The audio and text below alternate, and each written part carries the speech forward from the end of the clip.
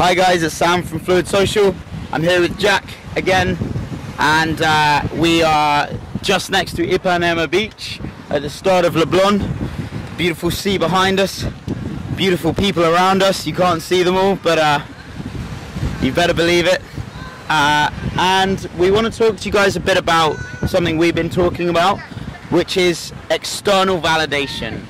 And we want to explore the topic in a little bit of detail, because a lot of people, I think, have some misconceptions about external validation.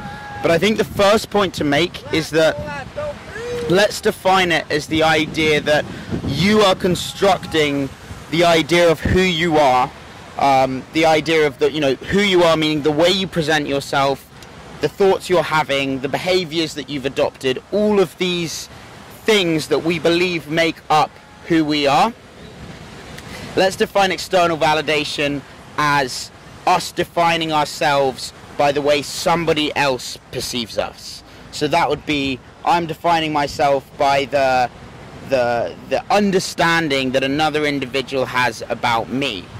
Now, if I'm doing that, I am saying that my entire 25 years of life, or however old you are, all of that time, getting to know yourself, mistakes you've made, times you've cried, times you've laughed, happy, the sad, the good, the bad, all of that is less indicative of who you are than the fleeting conception of another person that you don't know.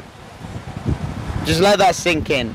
So you get that negative comment on a Facebook post or an Instagram post, or someone doesn't like the way you look, or you approach a woman and she doesn't want to talk to you, and it makes you feel like a different person, like less of a person, like a weak, uncourageous, weaker person.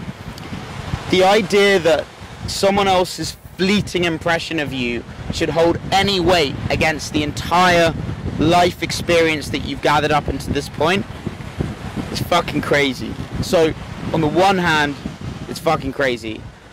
Jack, I want to ask you a little bit about, because I know you said that you used to be someone that was very dependent on the opinions of others for your self-image and self-esteem. What did the process look like of you starting to become more internally validated rather than depending on the opinion of others?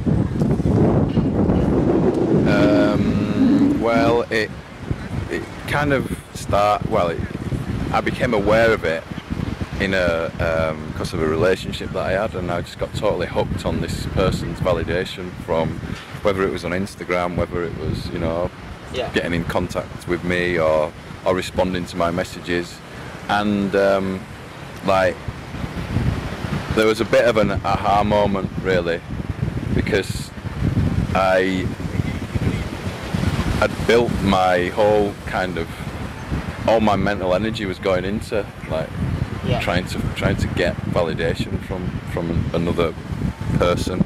And then I looked a little bit deeper, and I looked at my job, and I looked at the way that I lived my life, and I realised that actually because I'd given so much to my job was because they had given me lots of validation because I got really good at it. Yeah. But equally I neglected other areas of my life, but how I would say, because I didn't really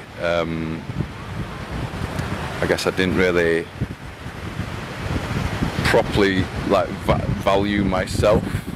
I'd not put a focus on my own validation from myself, because it was always such an external process. So what caused you to start valuing yourself and learning to rely on your own opinion of yourself and not the opinions of other people? Because it made me feel a million zillion times better. But how did you discover it? Like, what was the moment where you were like, oh my god, I can rely on myself and not other people? What had to happen before you could say, I'm allowed to look inside and value myself without other people's consent? I had to fall apart a little bit. What was the process of falling apart for you? What happened? So I was really upset because of the end of this relationship, and I actually was in a cab going down Oxford Street, and I saw you walking past, and I'd seen you on various videos, and I'd always promised myself if I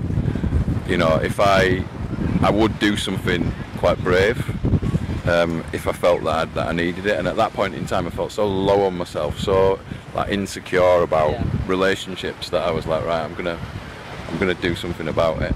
And so it wasn't just about kind of coming to see good people like you. It was about throwing myself into lots of things that were like external, that were kind of like lifestyle related things. So I did some improv comedy, for example, learned to salsa dance, decided to write quite a lot, did things like affirmations and all these kind of things. And it's kind of happened in 3 phases. So the first phase was just using my actions and words through things such as affirmations and everything else to just like flood my system full of positive messages. And what were your affirmations, out of interest?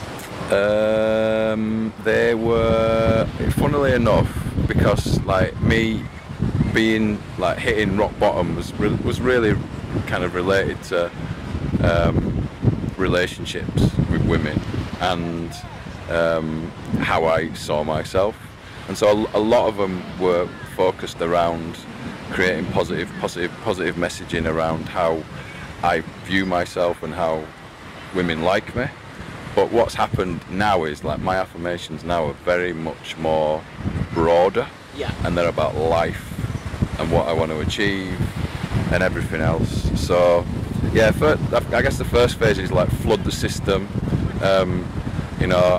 The way that I used to articulate in my diary was I am replacing the old software system with a new software system, and it would take time to do that because 35 years of the same software is going to be pretty ingrained. So what would you advise for anyone that's maybe installed the same negative software, or not necessarily installed but had installed onto them similar software to what you had?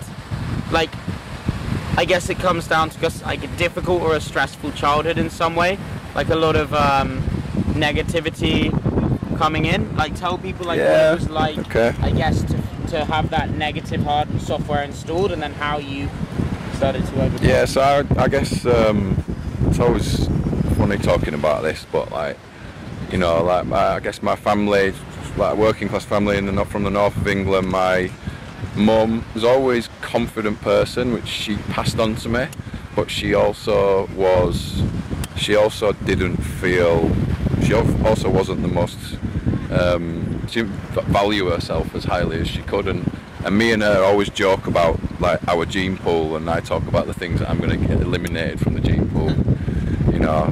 Darwin's way. Exactly, yeah.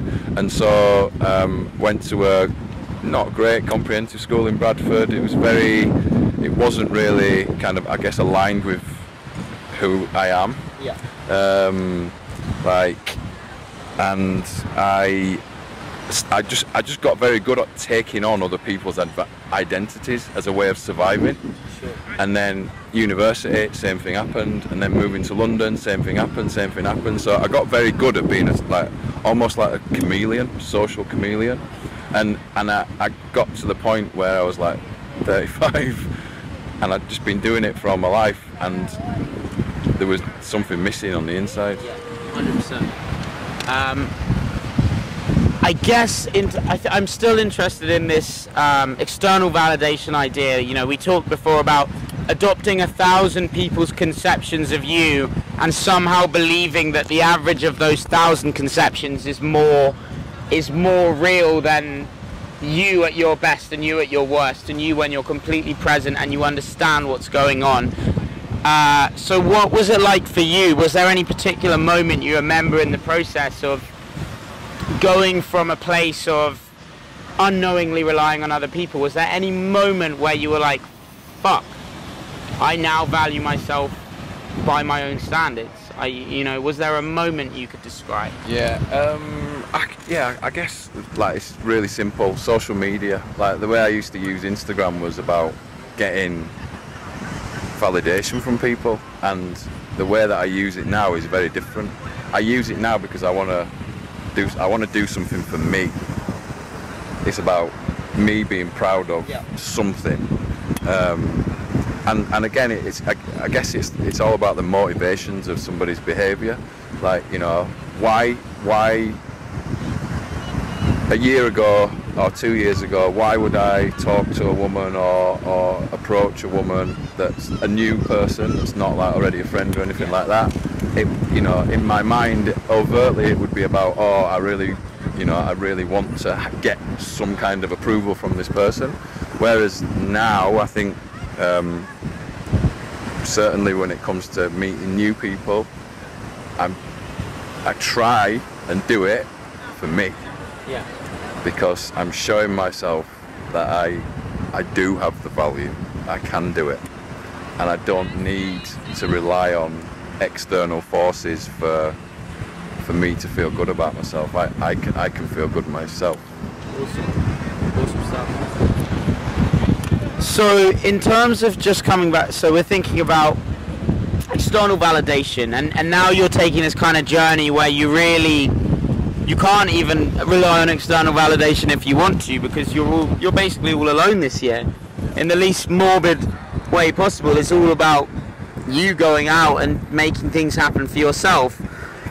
What do you think, well, how do you think what we're doing here in Rio, you know, the process that we're going through, a couple of 2-hour sessions a day, straight on it, you know, going up, meeting women, messaging them, setting up dates, how do you think having that sort of discipline and that sort of routine and schedule is going to serve you when it comes to keeping your head straight and disciplined and down a good path as you travel around the world? I know that's a very loaded question, but if you kind of take the basics, essentially, how's the discipline and the routine that we've established here going to serve you as you move throughout South America in terms of treating yourself well, self-love, discipline, and everything else?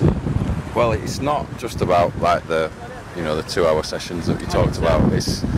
I get up every morning, I write my diary, I will do my affirmations, I then go to the Copacabana beach, different beach to this one, and I will do an hour of yoga with loads of people around me. And a year ago, I would never have done that. Yeah. And I'm happily doing that because I'm doing it for me, because it makes me feel good. Then I'll probably do maybe 20 minutes of meditation afterwards, again on Copacabana beach, whilst there's chaos around me. So that really is the first part, to kind of feel, you know, present and calm. Yeah. And then so the kind of 2-hour sessions that we've been doing, like I think when we all try and start something new, there's always like a little doubt in your mind which like stops you. And you know, we've talked about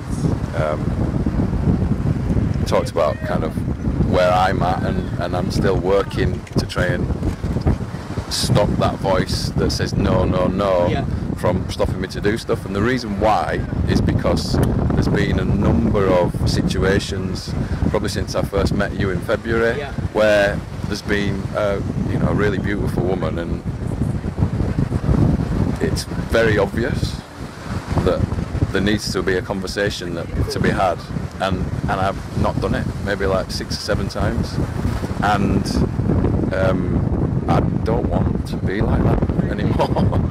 You know, I don't want to do this just because I like going out and trooping the streets and just like talking to, you know, as many women as possible. It's not about that. This is about me finding a relationship which I truly really want and try that you've worked for, that yeah, you've looked for, and finding someone that you otherwise probably wouldn't have found. It's almost that real gratification of going out, working for what you believe in, doing what you want to do, and then you're going to get the reward of that. I think that's a very worthy goal. I think that's a very worthy goal. Okay, I think that's a really good summary. I think now would be a good point to say, if there was anyone else thinking of coming specifically out here to do this, maybe followed by traveling around South America, maybe just for the week, what advice would you give them, and what do you think could be the potential benefits beyond just improving their skills with women? So I think particularly, you know, people were to come and see you here in Rio, what you'd actually be able to see. And one of the reasons why I wanted to come and see Sam is because I knew I was going to go and do exactly the same thing as him, but in different countries.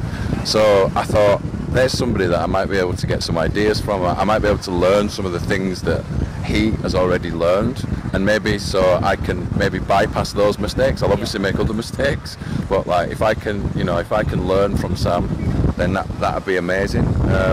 And also just bringing yourself out here. It's a beautiful place.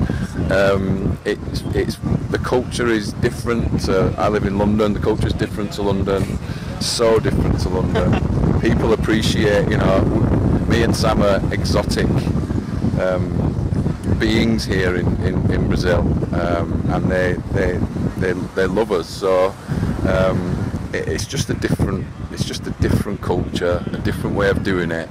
If you like challenging yourself and doing something new, then come and see Sam, because you will have a great time and you'll learn a lot, not just from a dating point of view, because it's really not all about that. Yeah, it's more important than that. Awesome, man. Thank you very much for coming on the video, Jack. See you in the next video, guys.